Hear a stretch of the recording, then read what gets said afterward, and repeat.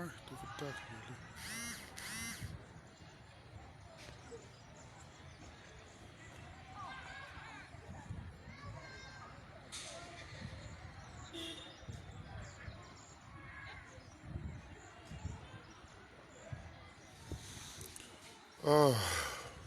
Mo kí wa o.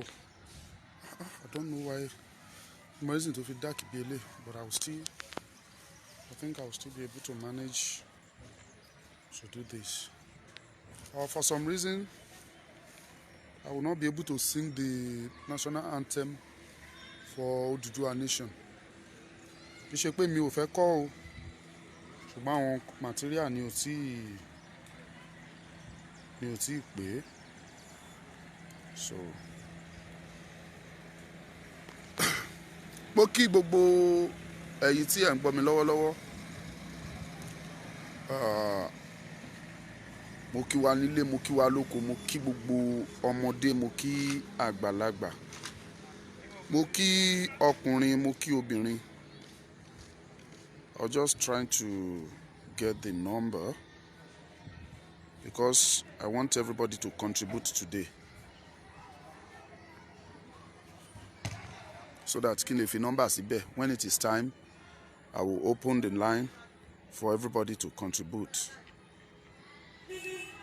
So the number is 070 4609 4609 2484 2484 2484. Okay. WhatsApp. Direct. Oh. Mo kí gbogbo ẹ̀yin ọmọ Odùduwà nílé lóko níbikíbi tí ẹ ti ń gbọ́ mi ní wákàtí àti ọwọ́ yìí. Ọ̀nà wa túnbọ̀ máa là, ojú òní tì wá. Ẹ má bínú tí bóyá kíní yẹn ṣe rí pé kò clear dáadáa. Ní tí mo mú wálé ní tí mo wá bá wa sọ, mo kí gbogbo ẹ̀yin ọmọ Odùduwà, mo dẹ̀ kí gbogbo etí tó gbọ́ mi káàkiri àgbáyé. Mo kí ọkùnrin, mo kí obìnrin, mo kí ẹ̀yin bàbá mi, gbogbo ẹ̀yin ìyá mi, mo kí gbogbo ẹ̀yin ẹ̀gbọ́n mi káàkiri ilẹ̀ Yorùbá àtẹ̀yin tẹ́ wà lókè òkun pátápátá tí ọ̀rọ̀ Odùduwà tó jẹ lọ́kàn tó jẹ lógún.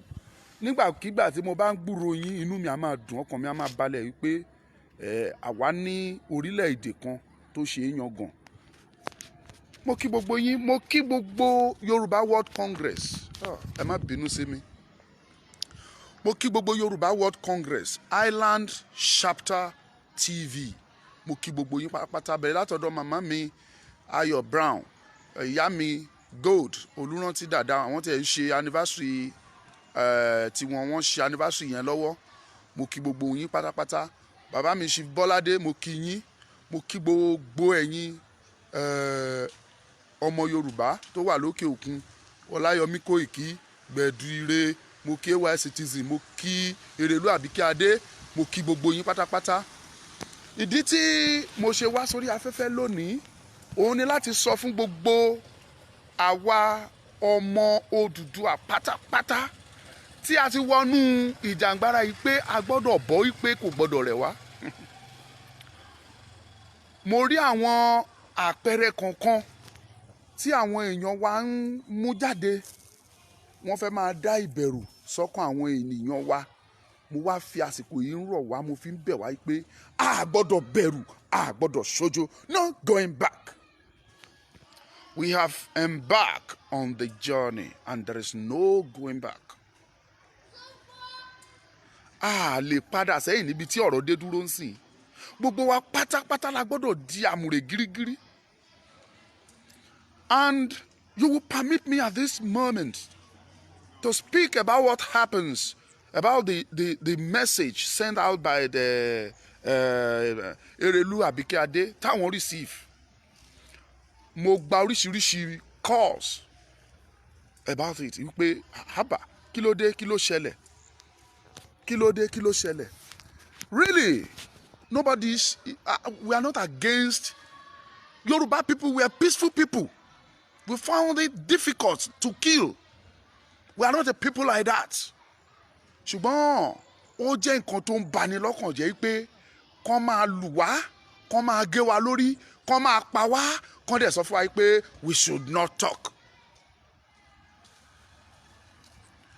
My people, this will not work. Kò lè ṣiṣẹ́ bẹ́ẹ̀. We will mention their names. A dárúkọ wọn. It is not possible for people to be killing us, beating us. Wọ́n nù ẹ́ lẹ́gba, wọ́n fẹ́ gbá nù ẹ́, wọ́n da ta lé ẹ lórí, wọ́n da gbogbo nǹkan lé ẹ lórí, wọ́n pa ẹ́, wọ́n lò gbọ́dọ̀ sunkún. People are telling you not to cry. Ẹ má pè sórí line tí mo fi ń ṣe program. Don't call on it. I put another mo ti fi line nìkan síbẹ̀, má pin ẹ̀ ń sìn. Now let me pin it so that yeah. Mo ti pin line tẹ́ máa pè síbẹ̀. Tó bá tó time tí bá fẹ́ kẹ́ pè wọlé máa open line yẹn sílẹ̀ so that you'll be able to call in. Okay. So it will not possible. Mo wonder because bóyá òye ni ò dẹ̀ yé mi tó nípa ibẹ̀ yẹn. There are some countries tí wọn ò ju 500,000 lọ. A rí country tí ò ju 400,000. A rí country tí ò ju 1 million. Not to talk of Yoruba that we are more than 60 million. And now they are asking for 20 million petition or poll before we could be answered. Ó jẹ́ nǹkan tó ó kọ́kọ́ mú mi lọ́kàn. But because ibi tọ́rọ̀ ti jáde kò lè jẹ́ kí n take any reactions. But àwọn tó ń pè mí wípé Ọmọlúkà wá ná kí ló ń go on. Èló ní gbogbo election tó ń ṣe ní Nàìjíríà tó wá expect 20 million polls from us. I am not here to discourage anybody. Bóyá ó ti pọ̀jù tàbí kò pọ̀jù tó. No. I am not here to do that. But in that one, we will not be discouraged. They are trying to discourage us. Nobody will intimidate us. Nobody will discourage us. Because àti dúró adé ti sọ pé bẹ́ẹ̀ fẹ́ bẹ́ẹ̀ kọ́ a máa bọ́ a máa gbára wa. Mo discover pé ẹ̀yin tẹ́ ẹ̀ ń wọlé gbogbo yín mò ń kí o. Mo dey appreciate pé kàn tí ẹ̀ wọlé lásán yẹn inú mi dùn ayọ̀ mi dẹ̀kún. But help us share this video. Ẹ share bí mo ṣe ń wò yín yẹn gbogbo bẹ́ẹ̀ ṣe ń wọlé tẹ́ ẹ̀ bá ti share mo mọ̀. But I won't mention names. Ẹ bá wa share. Let people hear about it. Ọmọ yo ẹ di àmúrègírí. Don't allow anybody to discourage you.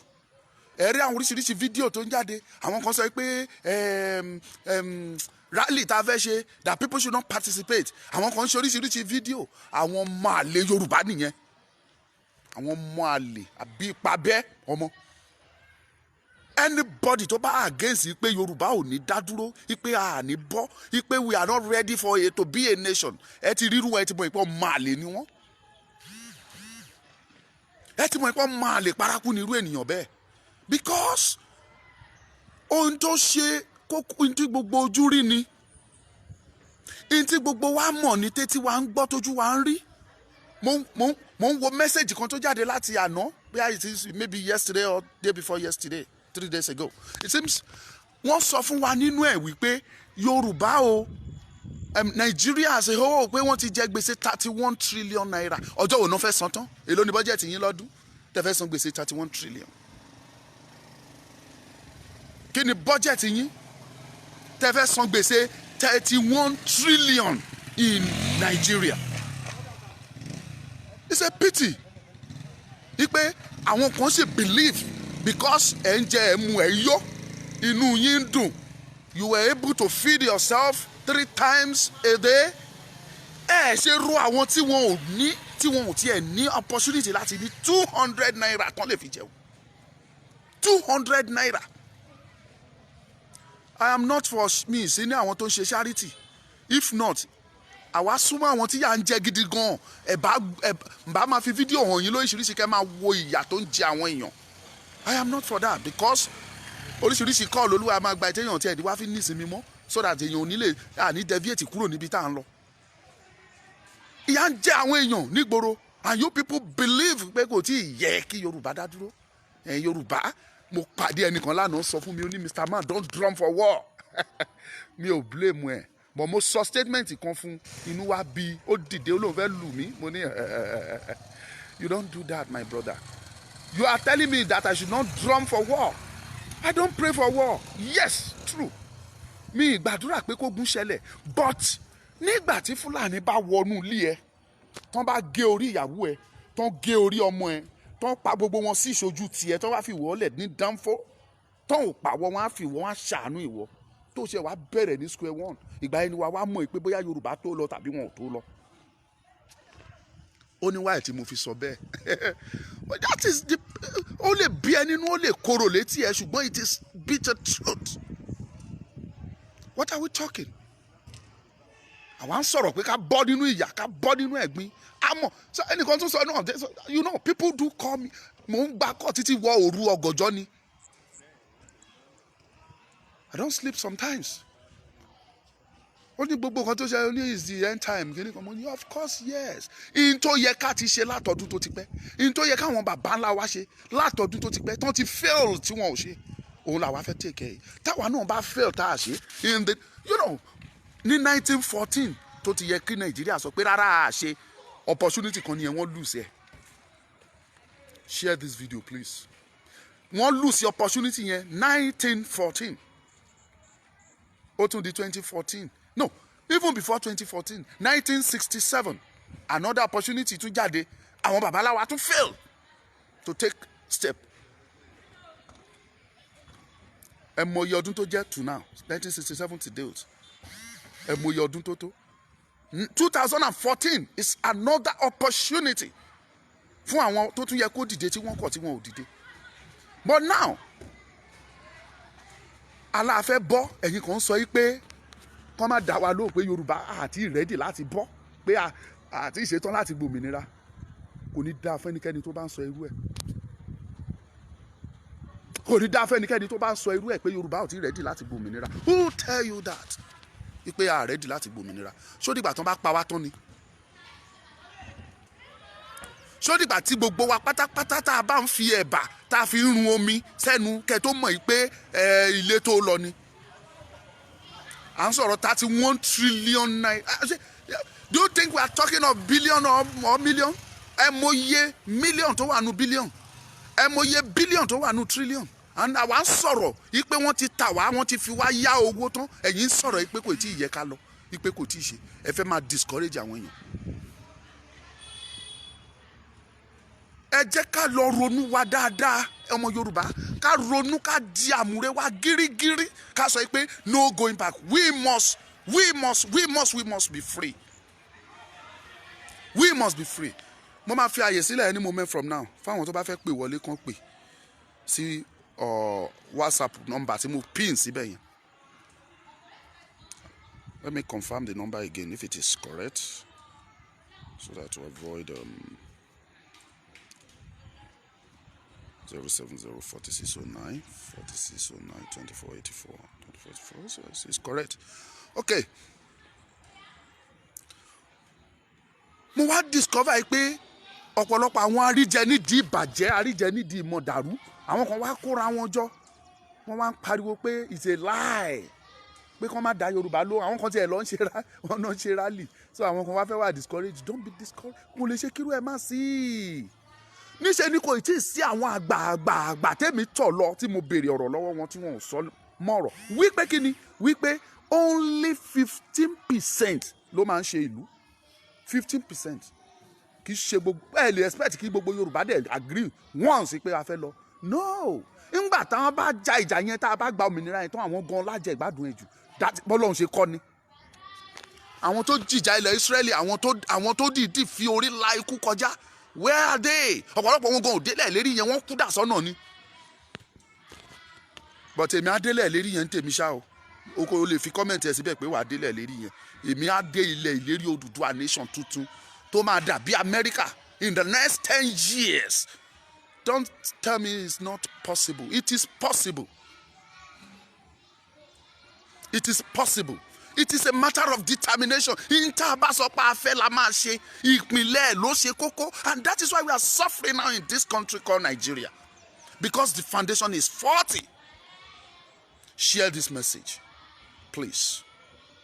The foundation is faulty.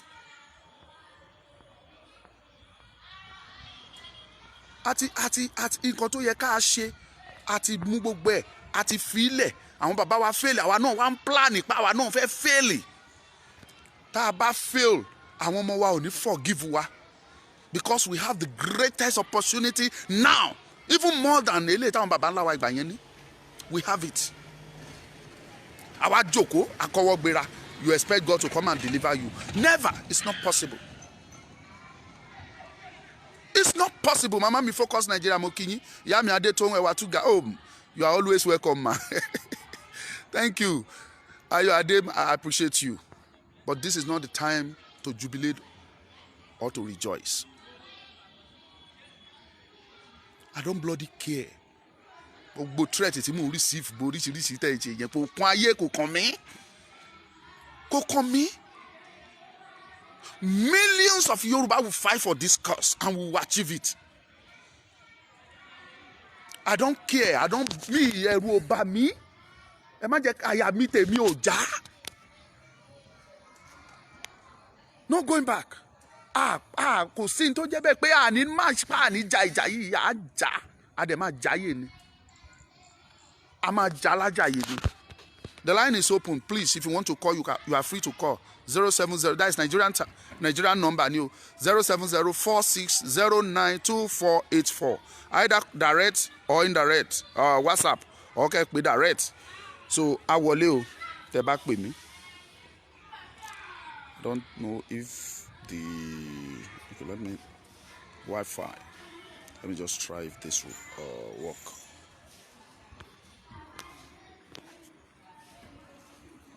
Hotspot. Where is hotspot? Hot. Okay, I got it.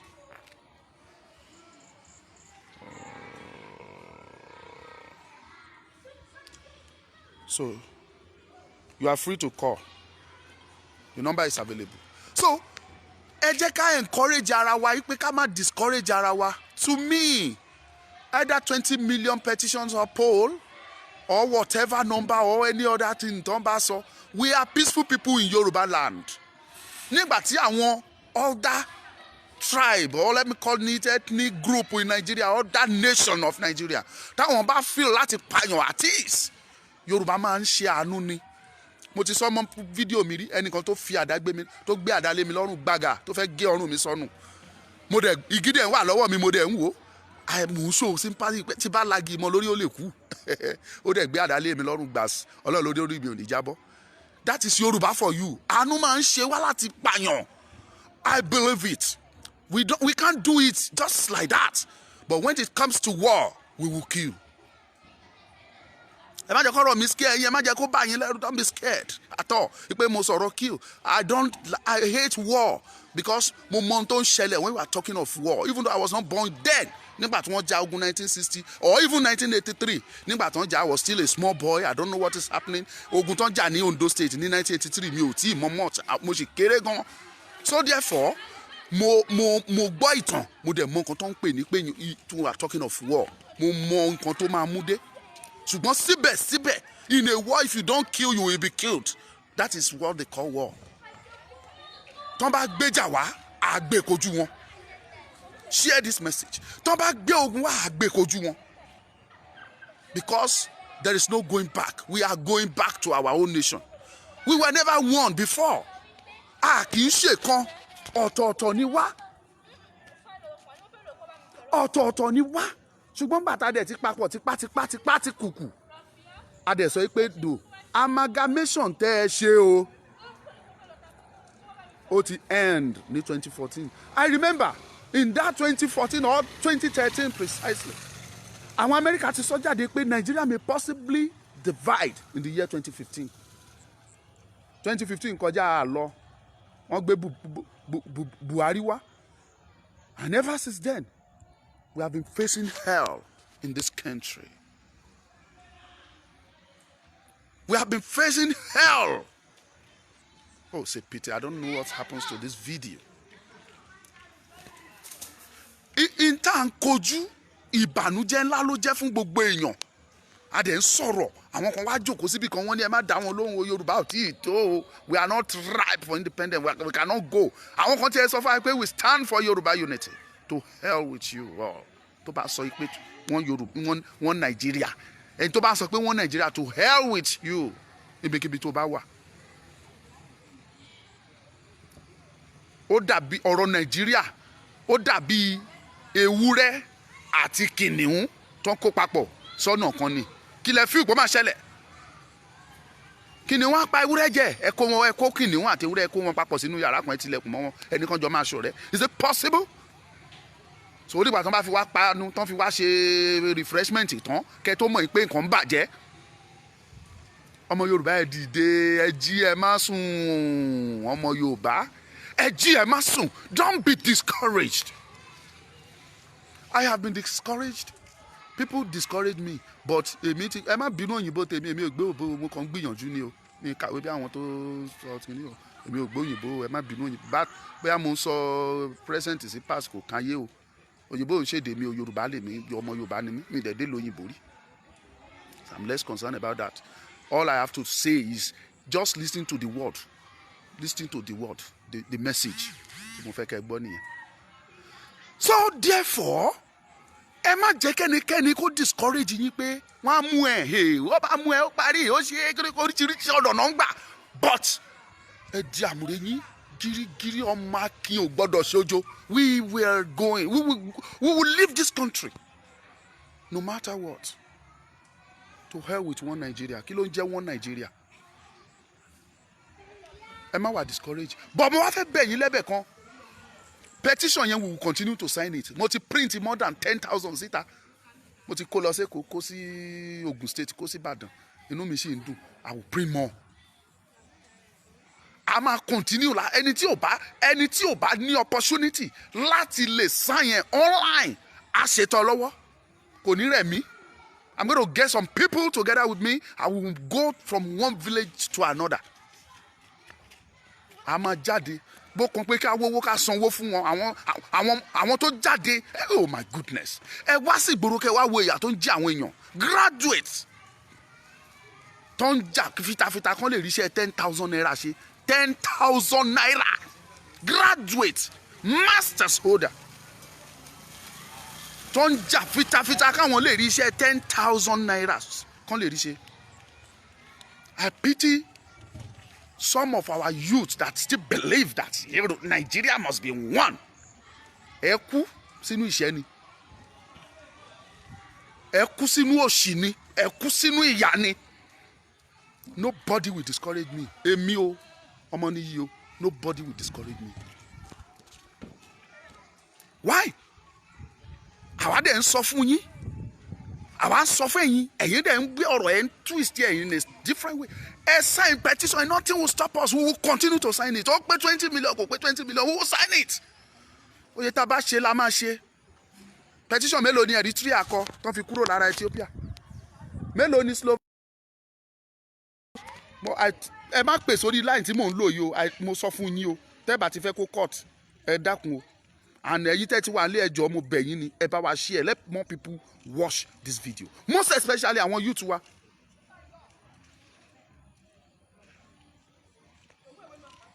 À ń bára wa sọ̀rọ̀ yìí pé ìyà ń jẹ wá. Èmi tí mò ń sọ nǹkan fún yín kó tó di pé mo gbé iṣẹ́ Odùduwà pé dandan ilé tó lọ. I'm a public person. Àwọn MC káàkiri ìgboro táwa náà fi manage ara wa pé ká jẹun. Ibẹ̀ ni mo ti ń rí àwọn degree holders, people that have second class upper, people that have first class, tó ń jà fitafita tó ń forí ńlá ikú pé kán lè rí iṣẹ́ 10,000 naira kán lè rí ṣe. I don't want to, mi ìfẹ́ lọ kúlẹ̀kú dé ìsàlẹ̀ gẹ́gẹ́gẹ́gẹ́ ọ̀rọ̀ ọ̀hún. If not, máa sọ bẹ́ẹ̀ fún yín, kọ́ máa lọ fi yẹn trace mi wá. Nígbà tí mo rí gbogbo wọn tó ń kóra wọn jọ tí wọ́n ń sọ qualification wọn, mo bú sẹ́kún fún Nàìjíríà pé yé ọjọ́ wo la fẹ́ ṣe léyìí dà. And we are talking, à ń sọ̀rọ̀ fún yín, ẹ̀yin kan ṣe ń dúró lórí pé Nàìjíríà ìkan ni o. Ẹ kú sínú òṣì yẹn. To me, kò sí ẹni tó lè discourage mi. And I believe it. You too, nobody can discourage you. We have embarked on this journey and there's no going back. There's no going back. Èmi mọ̀ pé àwọn alálẹ̀ ń tì wá lẹ́yìn. Mo ń sọ gbogbo ẹ̀yin tẹ́ ń gbọ́ mi I don't have anything kò sí kan tí mo mọ̀ kò sí kan tí mo ní o. Ṣùgbọ́n ẹ lọ gbogbo àwọn oníṣẹ̀ṣe ilẹ̀ Yorùbá ẹ wọ́nà. I'm sorry for this. Gbogbo àwọn oníṣẹ̀ṣe ilẹ̀ Yorùbá ẹ lọ wọ́nà kẹ́kọ̀ọ́ gbogbo wọn jọ kán bọ àwọn alálẹ̀ ilẹ̀ Yorùbá gbogbo àwọn tó bá yẹ kán bọ gbogbo àwọn òòṣà ilẹ̀ Yorùbá kán bọ ẹ̀yin onígbàgbọ́ ilẹ̀ Yorùbá ẹ lọ gun orí òkè kẹ́gùn irú èyí tí Mósè Orímọládé gùn irú èyí tí Ayọ̀délé Babalọ́lá gùn irú èyí tí SBG Ọ̀ṣọ́fà gùn ẹ lọ gun orí òkè kẹ́ wọnú àdúrà kẹ́ fàdúrà jagun fitafita nítorí ọ̀rọ̀ yìí kí gbogbo àwọn tó nílẹ̀ kan dìde tí Olúwa nílẹ̀ àti ẹ̀kún rẹ̀ ẹ lọ gba àdúrà kó dìde lórí ọ̀rọ̀ Yorùbá yìí. If not ìran Yorùbá máa tán ni systematically wọ́n máa wọlé wọ́n máa pa gbogbo everybody wọ́n máa pa wá wọ́n máa pa wá wọ́n máa pa wá. I am saying this because àwa rí nǹkan tó gún ọ nígboro ní ìgbà tí Fúlàní bá ń sọ fún yín pé òun wà interested lórí ẹni tó bá máa jẹ VC in a Yorùbá land ẹni tó fẹ́ fi ṣe VC ní Yorùbá University ní ilẹ̀ Yorùbá ń bí ẹ ti mọ̀ pé something is coming. So tó bá pẹ́ tó bá ṣe díẹ̀ wọ́n á mú Hausa àbí Fúlàní wọ́n á mú wọn wá á wá ṣe governor nílẹ̀ Yorùbá and nothing will happen tí ò bá tẹ́yìn lọ́rùn ẹ̀ máa lọ ẹni tó bá ti against ẹ̀ wọ́n á pàdánù and that is the fact nothing will happen. àwa ń sọ fún wa à ń sọ fún yín pé ẹ di àmùrè ẹ jẹ́ ká fi ìmọ̀ ṣọ̀kan ká ṣera wa lóṣùṣù ọwọ́ ká má jẹ́ kí anybody discourage wa rárá àti rárá. Never and never. Ẹ lọ ṣe research. Ọ̀rọ̀ tí mò ń sọ á yé yín dáadáa. Tá a bá fail this time around, ó tún dọ̀hún. Ẹ̀yin mọ̀ bí ayé gan ṣe máa exist ní by 2023. Who knows that? Ayé ti gbó gan tán. Ṣùgbọ́n kó tó gbó tán yẹn àkànní káwọ́ gbéra. Àwọn ọmọ Ísírẹ́lì ò káwọ́ gbéra náà. Kó tó di pé Ọlọ́run dá wọn lóhùn. Wọ́n ké pe Ọlọ́run ni. Wọ́n sun ẹkún. I read the Bible. Wọ́n sun ẹkún wọ́n wá ẹkún mu pé Ọlọ́run kí ló dé o ṣe gbà wá nínú ìyà yìí. Ọlọ́run wá pe Mósè sọ fún pé ẹkún àwọn èèyàn mi ti dọ́dọ̀ tèmi ó ní igbe wọn dọ́dọ̀ mi ó dé etí mi. I have to bring them out. Wọ́n ké sọ́lọ́run ni wọn ò káwọ́ gbéra. Mósè take action nígbà tí Ọlọ́run pè pé ó yá lọ ṣiṣẹ́ yìí ó dẹ̀ ṣe iṣẹ́ yẹn àwọn ọmọ Ísírẹ́lì jáde lóko ẹrú bí tán wà. Ní jíjáde tán dẹ̀ jáde wọ́n jáde pẹ̀lú ọrọ̀ àti ọlà ni ìyìn táwa gan dẹ̀ máa ṣe nìyẹn. We are going with everything tọ́lọ́run ti ṣe tó fi jogún fún wa táwọn Fúlàní ti jogún mọ́ táwọn jogún mọ́ wa lọ́wọ́. Don't call me yet, please. Tán ti jogún ẹ̀ mọ́ wa lọ́wọ́. Ẹ pè if you want to call me please do. You may want to contribute but I don't know the reason tí. Okay. So Ọlọ́run ti jogún ẹ̀ fún wa kò sí anybody tó yẹ kó wá gbà mọ́ wa lọ́wọ́ ṣùgbọ́n àwọn Fúlàní ti gbà ó. Hello mo wà lórí program má padà pè é ẹ máa lọ.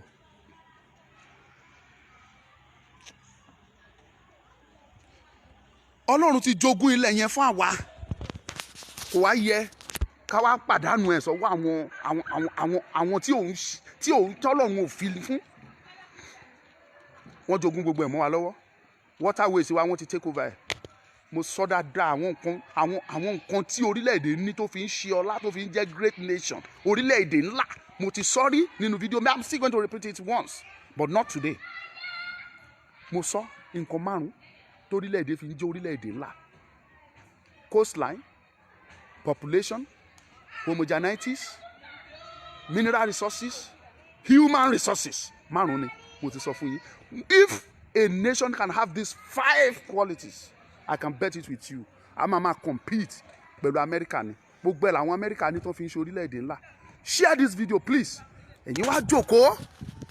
Àwọn Fúlàní gba waterways wa piam wọ́n take over ẹ̀. Ẹ lọ sí seaport wọ́n piam. Ẹ lọ sí custom piam wọ́n gbà mọ́ wa lọ́wọ́. ẹ lọ sí gbogbo mineral resources wa náà ti ń wà illegally náà ń wá gbogbo gold wa náà wá gbogbo àwọn nǹkan tá a ní tó yẹ kó jẹ́ ọrọ̀ fún wa wọ́n ń wá tó bá mistake tó jọmọ Yorùbá tó lọ bẹ̀ wọ́n á pa ẹ síbẹ̀ wọn ò ní rí òkú ẹ. n tó yẹ káwa fi ṣe ọrọ̀ ká fi ṣe ọlá mo stroll lórí fídíò ní Facebook njọ kọ́mọkọ́ wá sọ̀rọ̀ jẹ́ mo kàn rí tẹ́nìyẹn kọjáde ó ní nígbà tóun bá ro nǹkan tí Saudi Arabia àti Dubai tí wọ́n fi owó epo ṣe tí wọ́n fi àrà tán fi owó epo dá sí ìlú wọn ó lóun máa wọ́ndà pé ṣé coconut oil ní Nàìjíríà ń tà gan ni àbí crude oil pé èwo náà ń tà nú ẹ̀ gan ó fọ́nì sí yín bó ṣe fọ́nì sẹ́mi náà ni. What belongs to us, we will use it to develop our land. Àwa dẹ̀ ń sọ fún yín pé tẹ́ bá ṣe àwọn tó wà ní àsọ̀rọ̀ tó ń jìjà igan tó ká lára ẹ béèrè lọ́wọ́ gbogbo wọn wọ́n jóúnjẹ mẹ́ta péléde tínú wọn dùn proper security wà fún wọn. Kò sí pé o lè ń lé kiri o ẹ̀rù ń bá o ò mọbi tó lè wọ o tó bá pààyàn in 10 years America wọ́n ṣe find this ẹ̀ wọ́n mú jáde not just America alone, in Canada, in London, in Germany and some other countries, advanced countries of the world. But ní Nàìjíríà bọ́n ti ẹ̀ ń wọ ẹni tó pa bí eléyìí wọ́n ní wọn ò rí wọn ò dẹ̀ rí náà nìyẹn ní Nàìjíríà wọn ò rí. That is the country táwa dẹ̀ ń sọ pé a fẹ́ jókòó sí kán pa bàbá àti ìyá ìlú ìṣojú ẹ̀ bí eléyìí kán dẹ̀ máa sọ fún ẹ pé wọn ò mẹ́ni tó pa ìbá CCTV ìbá tiẹ̀ wà ń bẹ̀ wọn ò mẹ́ni tó pa náà dẹ̀ nìyẹn. That is your Nigeria for you. Èyí dẹ̀ ń sọ pé ká jókòó síbẹ̀ pé ká sì máa bá lọ for what? Ọjọ́ wo la wá fẹ́ ṣe yẹn dà? So ẹni tó bá dẹ̀ fẹ́ communicate pẹ̀lú àtẹ̀bá rí nọ́mbà yẹn pè sí pé kíní yẹn ni ò jẹ́ kó wọlé ẹ lè send message ní tẹ́ bá fẹ́ sọ síbí just put the message there, we will reply. God bless you. Tẹ́ bá rí pé ẹ send message yín sí orí page tá a ti ń ṣe program lọ́wọ́ níbi comment à sọ̀rọ̀ lé lórí. Nigeria àwọn America fún wa ẹ ṣe gan ẹ bá wa share this video, let the youth watch this video. Àwọn ni mo ní ọ̀rọ̀ ọba sọ. We are suffering in this country. People are suffering and then suffer wa pé ìyà ń jí àwọn èèyàn ẹ jẹ́ kó ní kálukú máa ṣe tiẹ̀ kí Fúlàní máa ṣe tiwọn káwa náà máa ṣe tiwa kí Ìgbò máa ṣe tiwọn ẹ sọ pé wọ́n Nàìjíríà ọjọ́ òun lè fẹ́ ṣe wọ́n Nàìjíríà dà ó dìgbà tí wọ́n bá gé gbogbo orí wa tán. Daddy, you want to contribute? Come, Daddy. Come. Let me do an interview for you. Come, sir. Come, sir. No problem. Come and participate. Ọ̀rọ̀ yìí jọ kan gbogbo wa ni. We are both facing this together. This is Daddy. Wọ́n wò mí bí mo ṣe ń ṣe program lọ. So wọ́n dẹ̀ ń listen wọ́n ń gbọ́. Inú wọn dẹ̀ dùn. Ẹ fi lẹ̀ jẹ́ kó máa bọ̀. So, Daddy, what I'm trying to say is the situation in this country, the killing, the insecurity, the Fulani herdsmen, the way they are murdering our people, butchering our people, killing our girls, our mommy, raping them. That is what we are talking about. And we are telling our people that it is time for us to divide this country and let everybody go on their own. I am a Yoruba person. I don't hear Hausa language.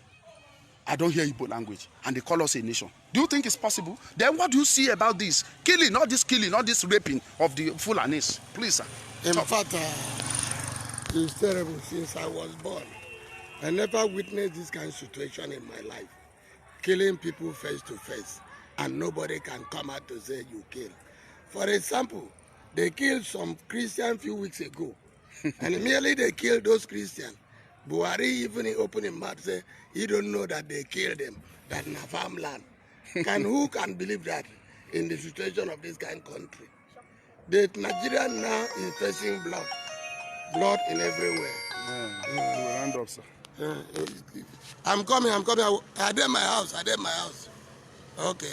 So, you see, it's terrible. If there is anywhere the situation can be changed or any country who can help this country so that our 4 children cannot suffer this again, I will be glorified God. Thank you, Daddy. Daddy, you are from which state? I'm from Akwa Ibom State. Akwa Ibom State. That is Biafra land. Yes. Daddy, what we are saying now is that this country called Nigeria, you know, say, as you did now, you'll be my papa. Yes, sir. Before, they never born me. When Biafra war broke out, they never born me that time. Yes. But when waiting, they tell us, be say, Yoruba dey their own. The Igbo dey their own. Western region. The Hausa and Fulani dey their own. Now they don't join us together, say make we dey do everything together.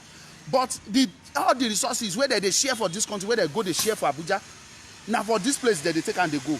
All the oil money, all the EFCC, all the custom money, all the water waste money. Now from this side, they bring out, they go Abuja, they take care of themselves. That is so true. now we now say make everybody they do in own. Make Yoruba they go for their own.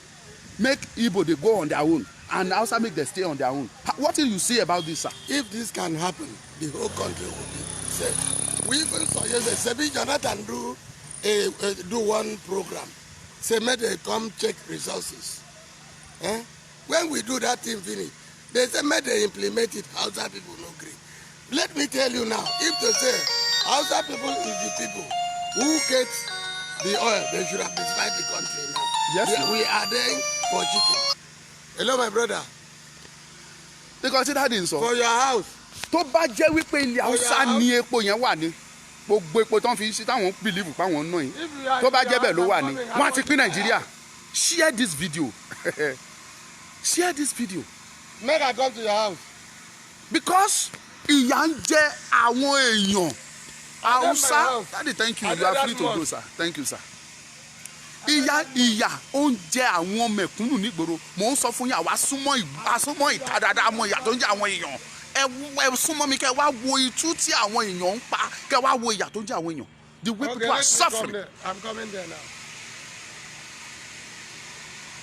So daddy, round up. So what's your advice for Nigerian youth now? Just little advice. My advice to Nigerian youth is let everybody look after his own people. If God can divide this country, Kalu no do bad thing. If they say they are allowed, make Kalu do. Let East go. Let North go. Let West go. In fact, if it is only West and East, the Nigeria will settle. But the Northern people are cheating. Mostly these Fulanis, they are teaching us a big lesson. Okay, see, for example, can we do a clean election now? Never. For where? If anybody win, okay, let's see 10-10. Make the whole world watch on those on the 10-10. Somebody go win, and they go turn it to another person. That's Nigeria for you. Okay, see, come on and Jitayo something today now. If you wear Jitayo cap on the road, some people will come and remove your cap on the head. Is that the country, one Nigeria? You are not in one Nigeria. So thank you very much. Thank you, Daddy. If there is any help they can do, okay. I pray make God help us to do. Don't problem, Daddy. I will contact you, sir. Thank you. That is Nigeria for you. To tell you the level of suffering we are encountering in this country. Ìyà ń jẹ àwọn èèyàn gidi. Ẹ bá mi share video, please. I want to round up now because I have limited. I have to attend to another people. À ń sọ fún wa wípé ẹ̀yin ọmọ Yorùbá ẹ má jẹ́ kẹ́nikẹ́ni kó discourage yín. Ẹ di àmùrè yín gírí, no going back. Ẹ ti ṣe tán. Ẹ jẹ́ kó yé wọn pé ẹ ti ṣe tán. Mo ti sọ gbogbo ẹ̀yin tẹ́ bá fẹ́ ràn wá lọ́wọ́ ẹ pè mí. Màá fi either this number tí mo fi síbí or your number direct line mi ẹ pè síbẹ̀. That petition a máa gbé lọ sáwọn ìgbèríko from one village to another. I've been doing that and I will not stop. I will not stop. From one village to another la máa fi ṣe. Àṣà yẹn àdẹ̀kọ́ I make sure àdé million kan bí o ti ẹ̀ pé 20 million àdé million kan náà ṣá. We will not stop. Mo ń sọ fún wa a bá sọ pé awareness ti awareness ò dé anywhere. Continue to do the awareness. Tell your people. Tell that person to tell another person. Tell the person to tell another person. Ẹ jẹ́ kó máa lọ. Kó máa gbọ́ títí tó fi dé inú gbó inú àwọn ahéré àwọn àbà. Àwọn kan nínú wọn ń bàjẹ́ jù torí àwọn ló ń ṣiṣẹ́ tó ń ṣiṣẹ́ oko. Kò sí industry kankan lọ́dọ̀ wọn. Kò sí company kankan lọ́dọ̀ wọn. Ọ̀pọ̀lọpọ̀ àwọn àbà yẹn gan kò sí school níbẹ̀. Tọ́n bá jí làárọ̀ láti inú àbà wọn nínú oko ńbẹ̀ náà máa gbọ̀nà inú oko wọn lọ bí tọ́n ti fẹ́ ṣoko. Ẹ jẹ́ ká gbé ìhìnrere yẹn lọ sọ́dọ̀ wọn ká sọ fún ẹ bá mi share video yìí please. Why people were not sharing this video? Yeah, Prince Afe, you have shared it. Thank you very much. I don't want to mention it. Ẹ bá wa share ikọ́ tẹ́lẹ̀ fi ràn wá lọ́wọ́ nìyẹn share. Ẹ share kò ń ṣe dandan kó jẹ́ ẹ̀kan. You can share it twice. ẹ wo ọkùnrin tó sọ̀rọ̀ yẹn ó sunkún ẹkún gbọ́n àwa dẹ̀ ń sọ̀rọ̀ ẹ̀ ń sọ yìí pé we believe in one nation lórí Nàìjíríà tẹ́ ẹ bá dúró lórí pé Nàìjíríà nìkan ìyà jẹ wá títí àwọn ọmọ wa gan ò ní forgive wa if you refuse to fight this fight àwọn ọmọ wa ò ní dáríjì wá because àwọn bàbá wa ti fail already kò yé ni òye wọn àwa wá ń kọ́.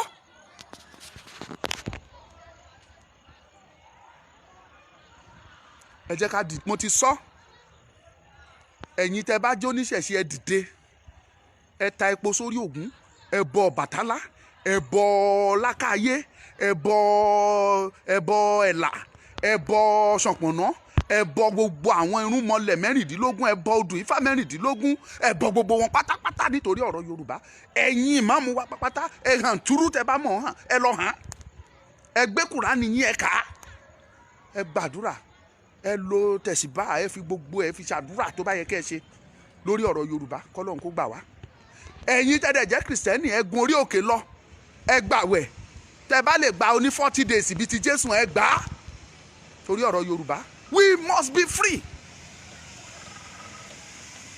I don't care what anybody will say ọlọ́pàá oríṣiríṣi threat tí wọ́n kàn rò pé bóyá ẹ̀rù ń ba irú èmi ẹ̀rù kí ni jẹ́ bẹ́ẹ̀ ẹ má bínú pé mò ń ṣèkì fídíò yẹn kò sí bẹ̀rù níbì kan ẹ̀rù ò bà wá ẹni bẹ̀rù ikú apá ẹni tí ò bẹ̀rù kan ikú náà là á pa where is Adolf Hitler today ẹ̀rù ò bá ó ní ọkàn òkúta Adolf Hitler he has heart of stone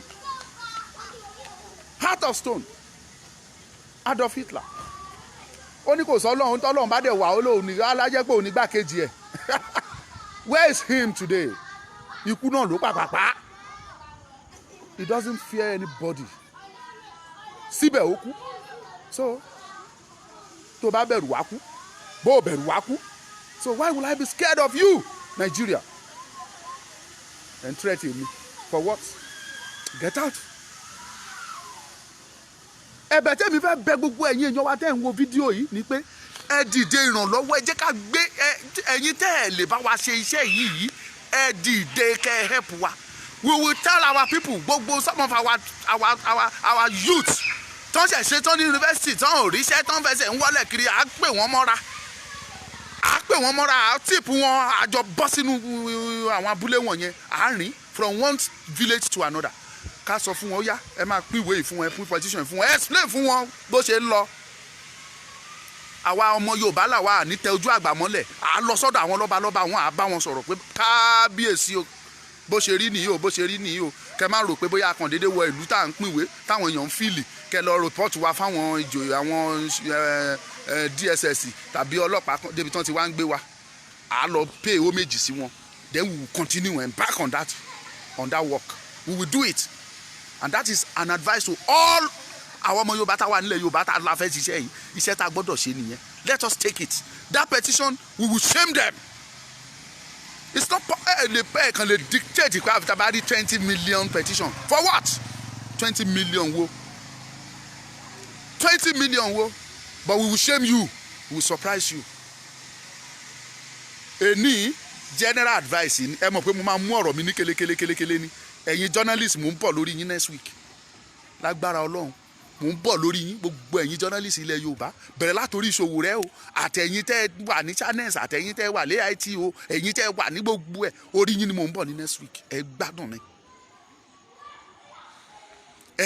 mi bí òyìnbó ṣe ń gbádùn tíì mò ń bọ̀ lórí yín mo ti fún àwọn Nigerian Yorùbá celebrities mo ti fún wọn ní tiwọn gbogbo ẹ̀yin eléré wa gbogbo ẹ̀yin onítíátà ẹ kàn wá useless mo lè lo kò sí kan tẹ́ fẹ́ ṣe fún wa what is your impact for Yorùbá nation mo sọ mo repeat here you are just useless tá a bá ra orin yín ẹ nílò Rolls Royce now àbí you expect Indian to come and buy your music ṣó gbọ́ èdè ẹni tó fẹ́ fi ra orin yẹn ni àbí o expect kí àwọn British kan wá ra orin yẹn ni it's not possible it is Yorùbá people that buy your music àwa là ń ra orin yín tẹ́ fi ń rówó tẹ́ fẹ́ fi ṣe Rolls Royce nígbà tó bá pa gbogbo àtọ́ àwo bí tẹ́ ti fẹ́ rówó ẹ̀yin tẹ́ ń ṣe fíìmù ìbáwọ̀ la ń wo fíìmù yín pẹ̀lú pé fíìmù yìí nǹkan ò quality we still buy it and watch. Síbẹ̀ àfi kẹ́ tẹ̀lé politician kiri ni ó bọ́ lójú mi pa mo rá àwọn òṣèré kan tán sá tán bẹ̀rẹ̀ sí ní polongo fún politician kíní kan ní ó ní kẹ́ ẹ sẹ̀pọ́tì ó ti ṣọ̀nà yìí ó ṣe yìí náà ó ṣe. àánú yín ṣe mí ẹ rò pé torí pé ẹ ti kọ́lé sí banana ẹ kọ́lé sí lẹ́kí so ọkàn yín balẹ̀ ibo ni flood ò lè dé àgbàrá wọbẹ̀ á kó gbogbo ẹ̀ lọ á kó lọ yányán tí ò ní ṣẹ́kù. à ń sọ fún yín kẹ́ ẹ dìde fún ọ̀rọ̀ Yorùbá kẹ́ ẹ tiẹ̀ dìde kẹ́ ẹ ṣe 5 minutes eré láti fi sọ àwọn ọmọ Yorùbá jí láti fi ṣí wọn níyè pé ilé tó lọ níjẹ́ ṣe. Look at Korea, look at India. Ó lóye tán generate wọlé nípa fíìmù nìkan olóye tán generate tó jẹ́ income wọn from film alone. ẹ̀ ń ṣe fíìmù yín à ń sọ fún yín pé ẹ jẹ́ ká gba Odùduwà wa carry brand that industry like Hollywood l'Amẹ́ríkà carry brand yẹ kẹ́yìn náà lè máa powó ṣebí èèyàn ní Tyler Perry èèyàn ní Will Smith ṣebí fíìmù tẹ́ ń ṣe làwọn náà ń ṣe why are they more than you in millions ṣebí èèyàn làwọn wọ̀nyẹn àbá ẹ̀yin náà ẹ support ilẹ̀ Yorùbá yẹ jẹ́ ká bọ́ lóko ẹrú yìí náà. So ẹ̀rọ yín kọ́ mo fẹ́ sọ lẹ́nu mo kàn flashback síbẹ̀ ni àwọn journalist wọ́n mo bọ̀ lórí wọn ní next week ẹ gbọ́ gbọ́n mo ti fún àwọn lọ́ọ̀yà ní tiwọn mo bọ̀ lórí ẹ̀yin journalist ẹ gbọ́ gbọ́n lẹ́nu mi ẹ mọ̀ pé mi ò gbóyìnbó tó yín but ẹ̀yin mọ pen ń lò dáadáa your pen is your sword it's mightier than sword your pen so I am coming for you bóyá ẹ wá lo pen yín yẹn fi kọ̀wé mọ́ mi o pé ọmọ báyìí báyìí ó pa ìtúbà báyìí ẹ jẹ́ ká ṣe báyìí ẹ jẹ́ ká finish yẹ o I will see. Màmá rà tẹ́ fẹ́ dá inú ò lè bí Ọlọ́run láyé tí èèyàn bá dìde tó bá jà fún ẹ̀yà ẹ̀ God will never be angry with you if you fight for your tribe for your people. ẹ ṣe bá ka Bible aka Quran ẹ mọ àwọn wíìsù nínú Quran nínú Bible tó jẹ́ pé wọ́n jà fún ìran wọn nípa bẹ́ẹ̀ Ọlọ́run dẹ̀ gbé wọn borí ó gbé wọn lékè. Jephthah, Jethro, Samson. Yeah, thank you, sir. Samson wọ́n pọ̀ bẹ́ẹ̀ tó jà fún ilẹ̀ wọn tó jẹ́ pé wọ́n jà fún àwọn ènìyàn wọn Ọlọ́run dẹ̀ nífẹ̀ẹ́ wọn orúkọ wọn dẹ̀ ó tàn di ọ̀la but ẹ̀yin jókòó ẹ fọwọ́ lẹ́rán. I want to round up ẹ̀yin tẹ́ bá kú ẹ bá wa share God will bless.